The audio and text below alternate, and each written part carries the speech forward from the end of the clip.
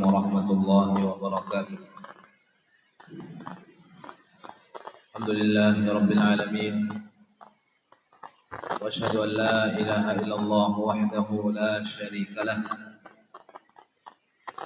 Wa asyhadu anna Muhammadan abduhu wa rasuluh. Sallallahu alaihi wa ala alihi wa ashabihi wa man sara ala nahjihi wa tamassaka bi sunnatihi واقتفى أثره إلى يوم الدين وسلم تسليما كثيرا. أما بعد، اللهم علمنا ما ينفعنا وانفعنا بما علمتنا. اللهم زدنا علما وارزقنا فهما. Hadirin hadirat muslimin dan muslimat jemaah salat zuhur yang dimuliakan oleh Allah Tabaraka wa Ta'ala. Ada kata yang pantas kita ucapkan, melainkan kata-kata yang menunjukkan kita seorang hamba yang bersyukur kepada Allah Subhanahu wa Ta'ala dengan mengucapkan kalimat-kalimat pujian bagi Allah Subhanahu wa Ta'ala. Perbanyak mengucapkan kalimat Alhamdulillah, karena sekecil apapun perbuatan yang ingin kita lakukan, ma'asyar muslimin, kita tidak akan mungkin mampu melakukannya kecuali ketika diberikan izin oleh Allah Subhanahu wa Ta'ala. Salam dan salam tercurahkan ke Rasulullah sallallahu alaihi wasallam.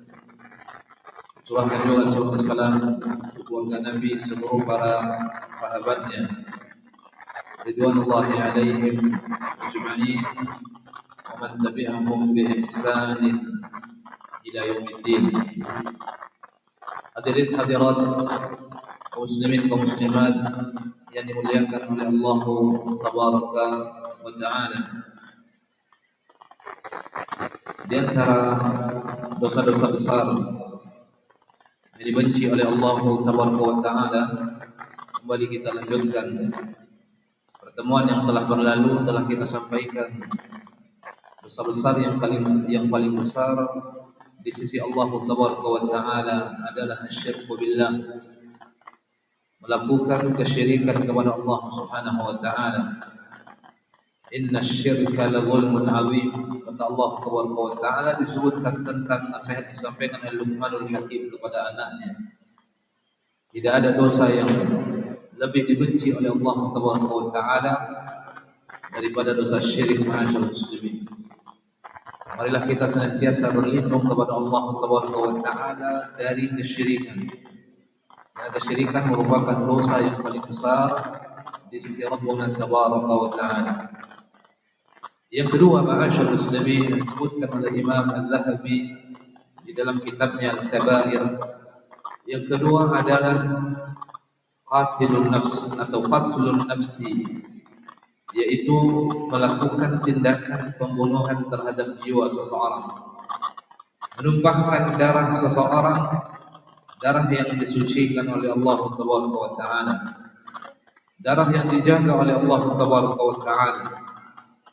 Ketika kesyirikan merupakan seseorang melanggar hak Allah Tabaraka wa Ta'ala dengan melakukan kesyirikan kepada Allah, yang seharusnya seseorang mentauhidkan Allah Subhanahu wa Ta'ala, mengesahkan Allah di dalam rububiyah, di dalam uluhiyah, di dalam asma wa sifat.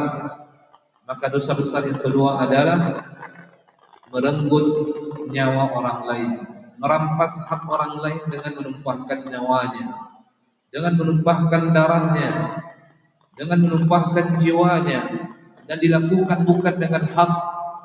Ini merupakan dosa yang dibenci oleh Allah Subhanahu wa Ta'ala. Sampai-sampai Nabi sallallahu alaihi wasallam, ma'asyar muslimin, menyebutkan awwalu ma yuqda bainan nasi fid dima. Awwalu ma yuqda bainan nasi fid dima. Sesuatu yang pertama sekali akan diperhitungkan, akan diselesaikan di antara manusia adalah perkara-perkara darah. Perkara-perkara darah, darah yang belum diselesaikan di muka bumi Allah Tabaraka wa Ta'ala. Siapa pelakunya? atau ditemukan pelakunya akan tetapi tidak diselesaikan. Ingatlah ma'asyar muslimin yang dimuliakan oleh Allah Taala, semuanya akan diselesaikan oleh Allah Taala.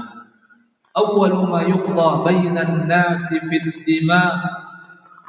Pertama sekali yang akan diselesaikan, sengketa yang akan diselesaikan oleh Rabbuna Jalla wa Ala yang belum selesai di muka bumi Allah Taala, yaitu tentang perkara-perkara darah. Imma pelakunya tidak ditemukan, akan diselesaikan dan akan didatangkan pada hari kiamat, atau pelakunya ditemukan akan tetapi tidak diselesaikan dengan benar, maka semuanya akan diselesaikan oleh Allah Taala. Darah bukan sesuatu yang murah, ma'asyarul muslimin. Darah merupakan sesuatu yang begitu berharga. Bahkan suatu ketika ada salah seorang ditumpahkan darahnya dan tidak ditemukan pelakunya. Ada dua orang sahabat ketika itu melakukan perjalanan. Sampai di satu tempat, tiba-tiba sahabatnya terbunuh dan dia tidak melihat kasus itu terjadi. Dan dia sudah mendapatkan sahabatnya berada di dalam sumur yang sangat dalam. Maka dia berkata, sahabat yang mulia ini berkata kepada orang-orang Yahudi, kalian yang telah membunuhnya. Lalu orang-orang Yahudi mengatakan, bukan kami pelakunya. Lalu pulang ke kota Madinah, kemudian mengadu kepada Nabi SAW. Kemudian Nabi mengatakan, kalau kalian yakin bahwa pembunuhnya orang-orang Yahudi, tentu dengan indikasi-indikasi yang ada, siapkah kalian bersumpah 50 kali? Kata Nabi SAW. Kalau siap bersumpah, maka akan ditegakkan hukuman oleh Nabi. Dalam pembahasan fikih disebut namanya al-qasamah, yaitu kasus pembunuhan yang tidak diketahui secara pasti pelakunya, tapi ada indikasi-indikasi, ada korelasi-korelasi.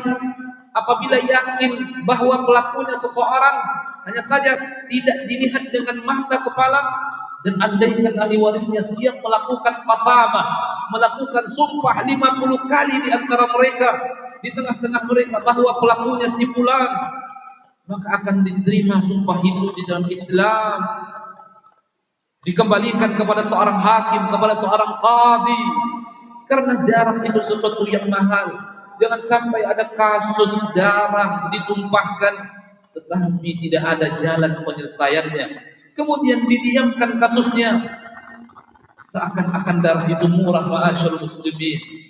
Maka ketika di masa Nabi SAW terjadi kasus pembunuhan tersebut, Nabi mengatakan, siapkah kalian bersumpah 50 kali?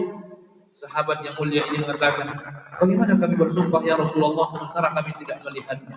Kalau kalian tidak berani bersumpah, mereka akan bersumpah melawan tuduhan kalian, melawan gugatan kalian.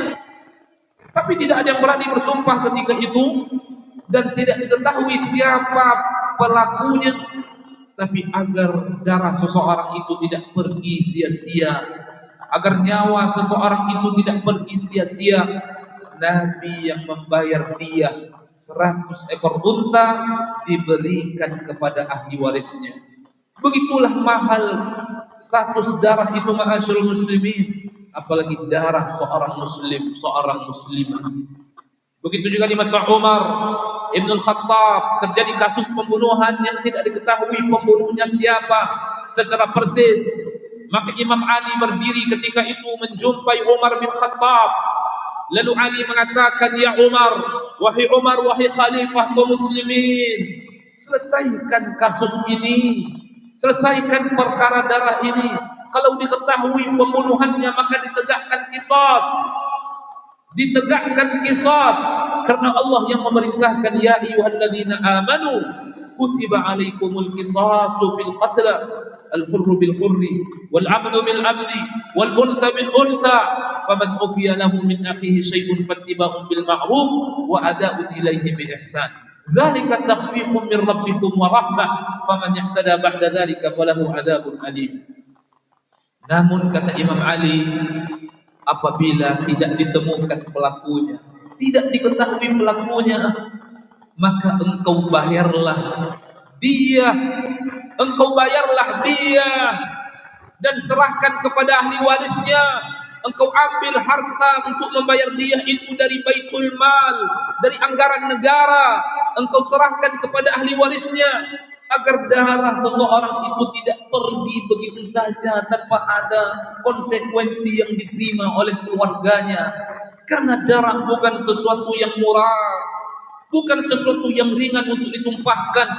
Oleh karenanya didapatkan di dalam Al-Quran ancaman terhadap pelaku pembunuhan, 5 ancaman diancam oleh Allah Taala. Bayangkan ma'asyal muslimin, kita cari satu ayat yang menyebutkan tentang pelanggaran, disertakan di dalamnya 5 ancaman yang disebutkan oleh Allah. Tidak kita dapatkan, dan itu kita dapatkan ancaman yang Allah berikan kepada pelaku pembunuhan ma'asyal muslimin. Rabbuna Jalla wa Ala mengatakan, wa may yaqtul mu'mina muta'ammidan fajazaohu jahannam khalidan fiha ghadiballahu alaihi wa la'anahu wa a'adda lahu 'adaban 'azima. 5 ancaman di dalam satu ayat. Allah berikan ancaman terhadap orang-orang yang menumpahkan darah seorang mukmin, seorang mukminah tanpa dengan hak, ma'asyarul muslimin. Apa kata Rabbuna Jalla wa Ala? Wa may yaqtul mu'mina muta'ammidan. Barang siapa yang membunuh seorang mukmin dengan sengaja, fajazaohu jahannam, ganjarannya neraka jahannam, khalidan fiha, mereka kekal di dalamnya. Wadiballahu alaihi, Allah murka kepadanya, wa la'anahu, Allah laknat dia, wa a'adda lahu 'adaban 'azima, Allah siapkan untuknya siksaan yang begitu besar.